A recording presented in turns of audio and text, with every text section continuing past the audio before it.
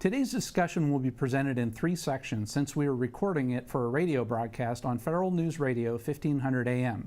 You're welcome to post your questions and comments during the session, and we'll try to answer them online.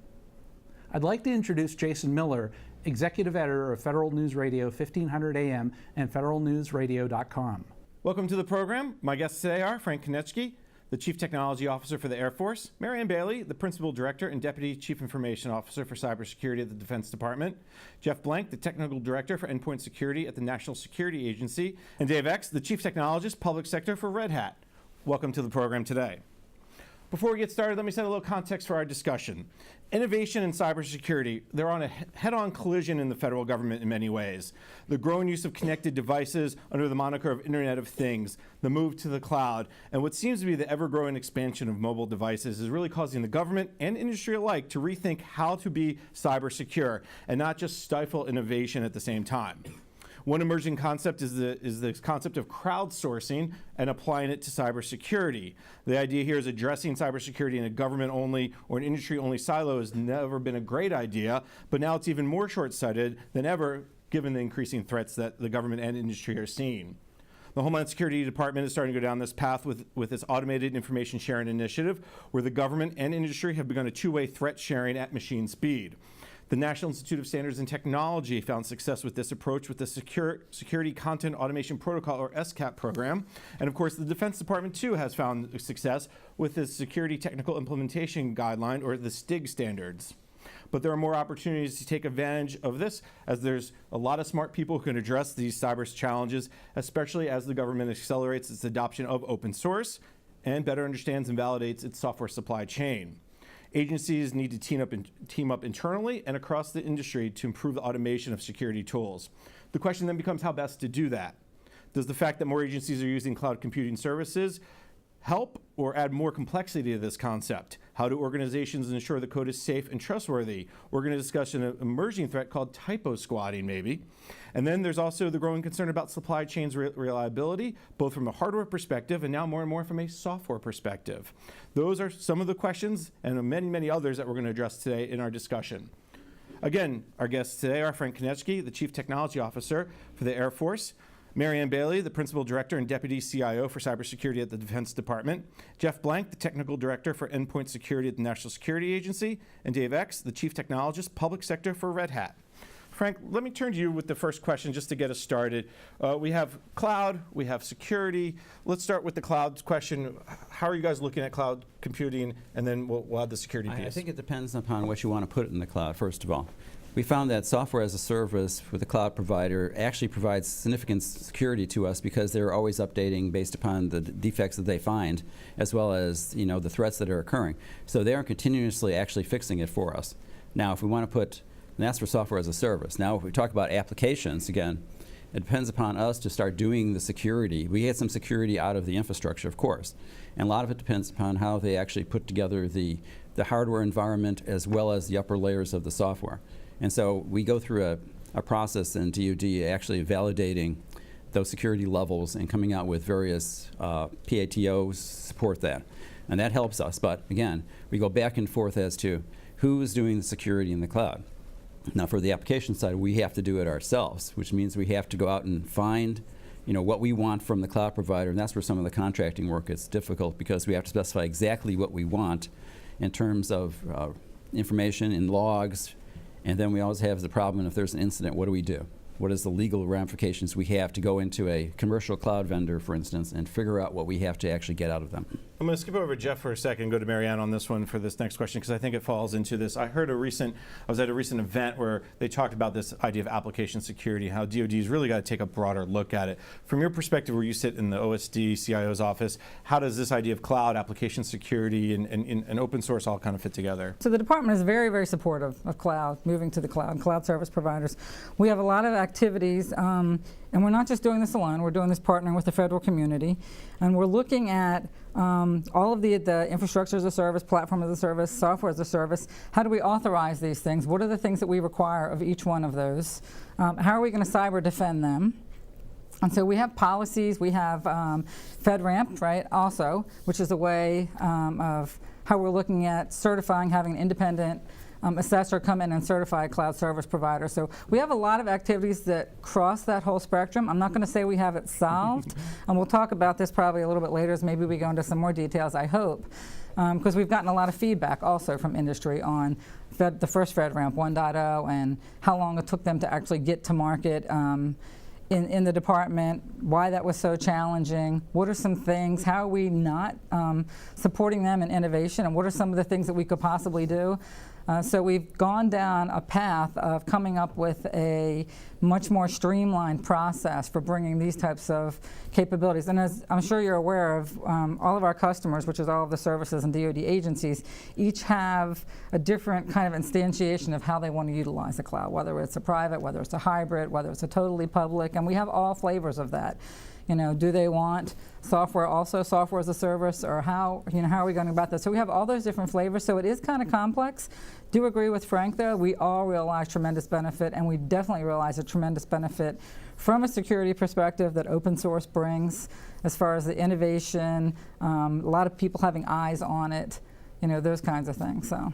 I want to just go back for a second. You said you talked about the process to bring in those capabilities. We've heard a lot for DoD rapid acquisition. We know the digital services group, the DIUX group. When you talk about these capabilities to bring in innovation, cloud, and security, can you just give us a little bit more? So we have a couple kind of pilot programs that we're looking at in each one of those areas, and also across different mission sets, to see how well we can bring that in and how rapidly we can bring that in. But also, right, DIUX is actually a big time user of the cloud, right, a pure commercial cloud. So we're very involved with them all the way from their Google Docs to their software as a service and everything that that they're using to do their business today. So there's a lot of challenges there for us, and we're all kind of learning through that process. But the authorization of these capabilities is kind of what we're targeting for the masses, so that the services can benefit from the authorizations that we put forward in things like FedRAMP and other policies. And I know that there's been a lot of push on FedRAMP to be quicker and faster and better. And I know that DoD also understands that need as well as you get into the big umbrella program, the JIE and other uses of cloud. So we've actually had some successes in that area. So there is a new FedRAMP 2.0. We worked really, really hard on it, right? What that actually does is provide better definition to the authorization requirements, and actually works very closely with the cloud service providers before they actually come into the process. So what we have seen out of that is we went from a 12 to 18 month timeline to actually get a cloud service up and running and authorized in the DoD, and we've piloted 3 recently through the new FedRAMP 2.0 process, and we're down to about 12.5 weeks. So it's huge. And if you talk to the cloud service providers that we work with, they're ecstatic about it. I'm sure Dave's shaking his head, but we're going to make him wait because we're going to go to Jeff Blank from NSA real quick. Marianne talked about it's complicated, it's complex, we don't have all the answers, but NSA has all the answers, which we like to think they hope they do. So talk a little bit about, from your perspective, where you sit as Endpoint Security Technical Director, how does cloud fit in cybersecurity? I guess at a top-level view, there's an intelligence community-wide effort called ISITE, which is Intelligence Community Information Technology Enterprise, and that tasked CIA and NSA to both build clouds. The CIA cloud is called C2S, or Commercial Cloud Services, and that's a very commercial approach, effectively taking a commercial cloud and bringing it on-premise there. NSA's cloud approach is called IC Gov Cloud, that has a lot more government folks doing the orchestration and development work, and developing a deep understanding of the cloud technologies there. And I'd say those are huge mission enablers in so many dimensions. For intelligence collection, of course, it enables big data analytics that can allow you to make discoveries. For cyber defense, it's the same thing. If you have some set of data about network activity, this sort of thing allows you to develop an analytic and make some kind of discovery that's vital to cyber defense. So in a sense, when you guys start looking at cybersecurity and when you're looking at these ISITE clouds, is the application what Frank talked about the concern? Is it everything's a concern? I know that's your answer, but where is there a focus now on certain parts of, as you're putting applications, network data in the cloud? Where do you start, right? Right, and indeed, so there are so many components to the cloud. One, and there, of course, there are the traditional evaluation programs like FIPS and NIAP, and those can be applied to certain components where you have critical IA functionality or cryptographic functionality that you want to have assurance about. But again, there's so much else going on that it's tough to know where to focus your resources along those lines. Indeed, the DevOps culture, for example, wants to allow developers and needs to allow developers in many cases to do development and click deploy like that same day. And frequently that lives inside things called containers, and so you need to have technical mechanisms around them to ensure that that they're protected from the outside if possible, and of course if something goes wrong that they're contained properly. So we're surveying that entire technology space and trying to make wise investment decisions about where to apply resources. It's interesting you bring up the container idea. You hear that in mobile phones a lot of times, and for those same reasons. And I know, for instance, at some of the Homeland Security Department components using DevOps, they have everything's automated, and I know that's a big push. So I know we'll get to that later. Let me turn to David Egts from Red Hat. You've just heard kind of three similar but different takes on what's happening. What are you seeing from your perspective as you are helping DoD or other agencies? So I'm seeing the adoption of cloud increase as we start to see FedRAMP 2.0 come out. We start seeing cloud providers with going FedRAMP high, and it's great for us to be able to be at each of those clouds. So where customers are already having a lot of success with Red Hat on-premise, being able to take their subscriptions and move them into the cloud is very good.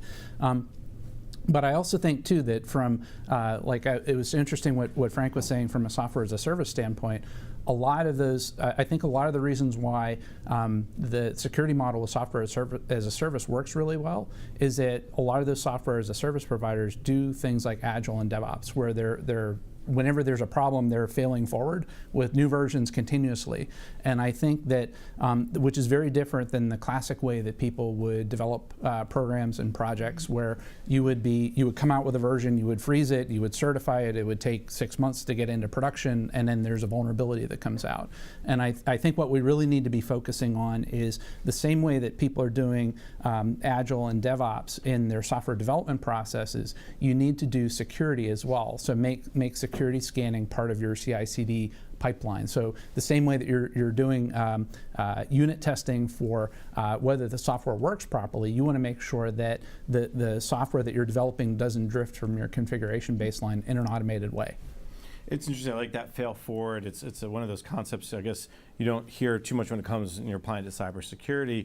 But you're right. When you put something out, and if there's a problem, you can fix it immediately. Versus how you described it, that whole 6 months. And with DoD, as we know, it could go through the STIG process, or there's an older process I know that could take years, and I know that's frustration.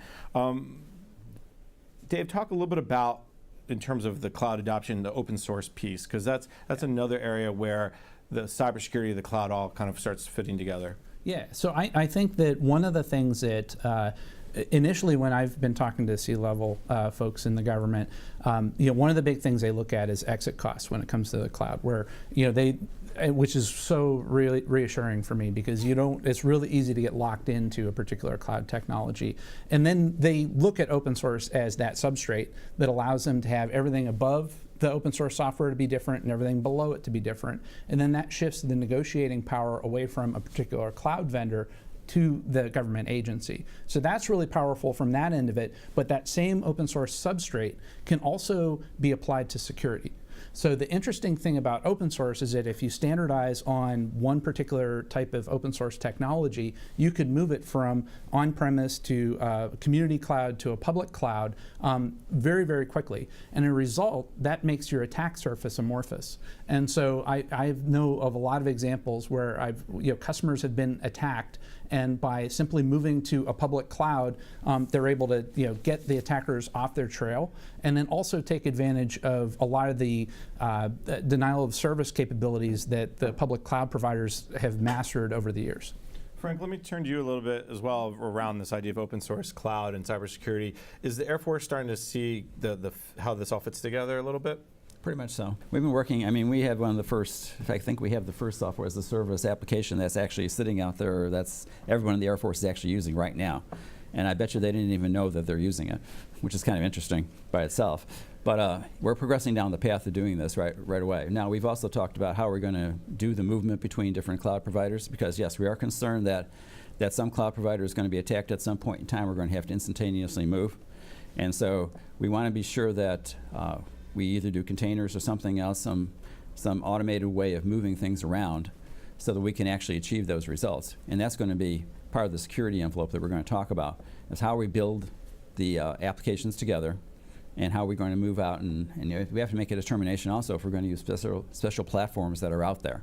We have our standard platforms, but as we go to more cloud vendors that offer more open source platforms, we have to make a decision how we're going to go and proceed.